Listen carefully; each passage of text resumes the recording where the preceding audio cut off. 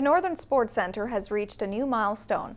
Membership has skyrocketed in the past 5 years to the point the board has to consider its options moving forward. But it's still early in the game. I am honored to declare the Charles Jago Northern Sports Centre officially open.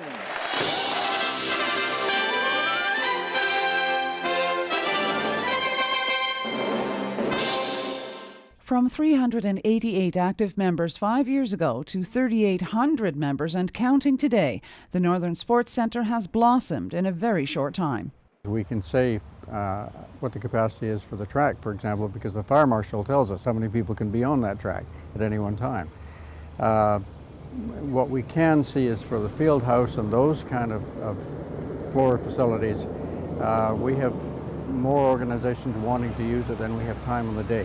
The Sports Centre has also begun to accommodate non-sporting events as a revenue generator. One of the largest occupants to grace the centre in the near future will be the Canada Winter Games. We will have 5 sports there over the 2 weeks. We'll have gymnastics and badminton on the court side, and on the field side we will have archery and judo, and kind of in the middle we'll have squash. The board for the Northern Sports Centre has been working with the Canada Winter Games Society over the course of a year to find ways to host those events without impeding on the ever-growing membership. It is a spring break for the university, so the regular student traffic will be lower, and we recognize from the game side that in all of Prince George we're going to be stressing capacity, so we're working with all our partners to minimize that where we can. In the meantime, the board has had a recent meeting to discuss how to cope with the centre's rising popularity.